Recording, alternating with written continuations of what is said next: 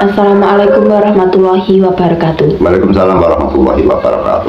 Selamat sore teman-teman, sugeng rahayu ingkang pinanggih. Jadi pada sore hari ini kita akan membahas tentang kebudayaan-kebudayaan tinggalan nenek moyang kita lagi. Jadi untuk tema kali ini yaitu tentang sajen, Mbak.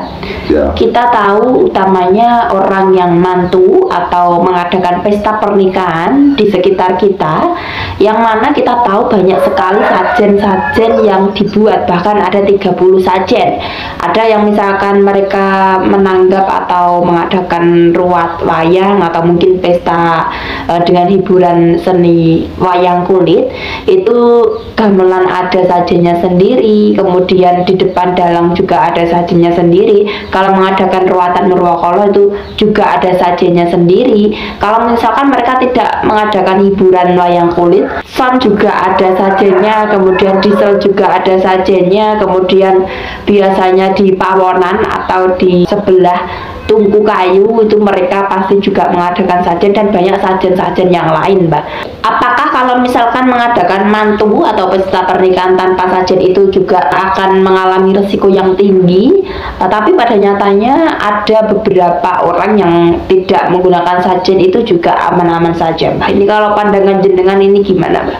Terima kasih atas pertanyaannya, bahwa keyakinan dimulai dari nenek moyang dulu atau di zaman purba hingga zaman kuno, hingga zaman modern, hingga zaman sekarang, atau kapanpun yang terjadi, keyakinan itu tidak dapat kita geserkan. Artinya keyakinan orang selalu berbeda, atau keyakinan-keyakinan yang berbeda-beda itulah bahwa di dunia ini memiliki warna-warna yang indah.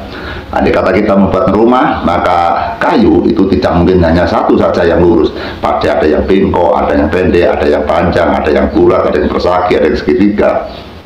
Ataupun kita apabila ke sawah, tidak mungkin hanya tanaman kacang saja, atau lombok saja, atau jagung saja, atau padi saja. Ternyata di sawah juga banyak jenisnya. Atau kita bila ke samudra, kita tahu bahwa ikan yang ada di dalam samudra bahkan ada ratusan atau jutaan macam bentuk ikan. Disinilah letaknya bahwa warna-warna kehidupan selalu berbeda, apalagi tentang keyakinan. Keyakinan orang tentu akan berbeda sampai sepanjang mata, bahkan sampai kiamat pun keyakinan manusia pasti tidak akan bisa dijadikan satu, pasti beraneka ragam. Karena dengan keanekaragam, dengan kewarna-warnaan itu memang dibuat oleh Sang Pencipta alam, Allah Subhanahu wa Ta'ala.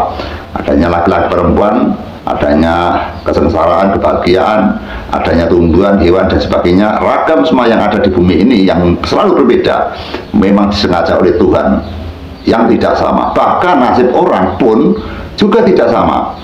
Pada saat ini misalkan ada orang yang mati, pada saat ini ada orang yang sakit, pada saat ini orang yang bergembira sekali karena mendapatkan jabatan. Pada saat ini kita juga tahu ada orang yang baru pulang dari luar negeri, dia membawa uang yang banyak sekali. Pada waktu ini pun, detik ini pun ada orang yang sekaratul maut. Pada waktu ini pun ada orang yang dipukul-pukul. Pada waktu ini pun ada orang yang dipenjara. Pada waktu ini pun ada orang yang tersiksa dan teraniaya. Pada waktu ini pun ada orang yang bersuka cita karena mereka mendapatkan kekasihnya. Hanya satu detik saja sudah beratus-ratus yang tidak sama, karena semuanya dibikin oleh Sang Pencipta alam.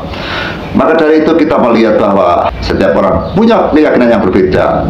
Kita selalu menghormati dan bertoleransi imbas-imbas daripada orang yang selalu menghina kepada keyakinan orang lain, atau orang yang selalu menghina dan mengejek pada keadilan orang lain.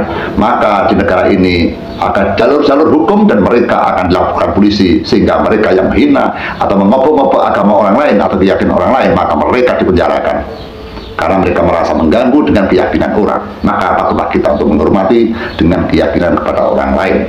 Kita kembali kepada pertanyaan lalu, yang namanya sajen itu merupakan kebudayaan atau ada tradisi orang Jawa yang sudah terbiasa. Bahkan di pedesaan ini hampir 80% atau hampir 90% mereka melaksanakan tata cara adat istiadat, yang mana mereka apabila ada orang mati saja mereka juga melaksanakan selamatan, bentuk-bentuk selamatan. Tradisinya juga melambangkan dengan adat istiadat daripada nenek moyang kita. Misalkan ada sewunan atau 1000 hari orang mati, disitulah ragam, ada bebeknya, ada dorolnya, ada ayamnya, ada jenangnya, ada kembangnya, dan banyak sekali ragam selamatan yang disanjungkan kepada leluhurnya. Walaupun di acara puncak nanti akan pembacaan kalimat thayyibah atau pembacaan kalimat tahlil, namun ragam-ragam selamatan dari nenek moyang kita tetap dibuntuti dengan ragam bentuk-bentuk sajian.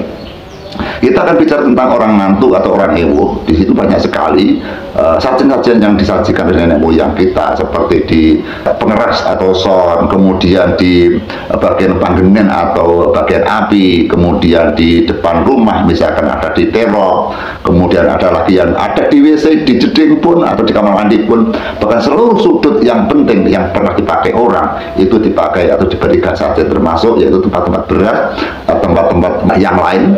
Kita sulit untuk menyebutkan karena banyak sekali ragam-ragam yang diberikan sajian oleh nenek moyang kita. Kalau kita melihat hal seperti itu, sebenarnya kita sangat heran sekali kenapa nenek moyang kita memakai adat yang seperti itu. Kadang kita juga merasakan risih dan jibak karena terlalu banyak pembiayaan-biayanya besar, kemudian kita terlalu diajak untuk hal-hal yang remeh itu. Tapi berhubung kita sudah terbiasa di dalam masyarakat, kadang kita hanya bisa menghormati. Yang penting kita tetap bertakwa kepada Tuhan Yang Maha Esa.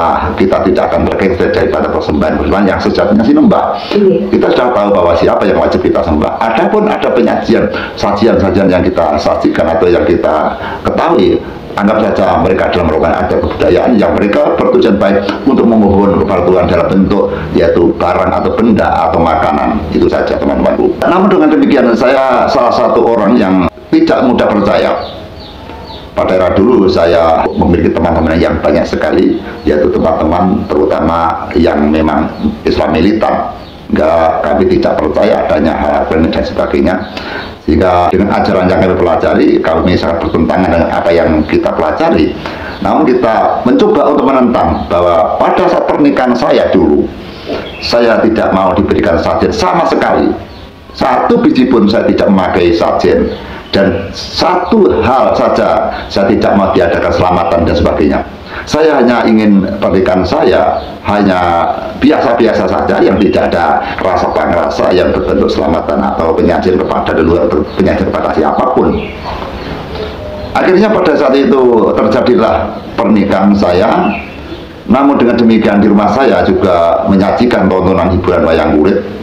Penontonnya juga banyak sekali, saudara sudah penuh sekali hilir mudik, orang kesana kemari menonton pagelaran wayang. Tiba-tiba di acara itu lampu listrik speedometer di rumah saya meledak sehingga berjam-jam menyala-nyala seperti ada bom saja, dan seperti semburan kembang api yang sangat besar, sehingga di sekitar rumah atau di halaman rumah tidak ada satu orang pun yang berani mendekati takut apabila menyetrum.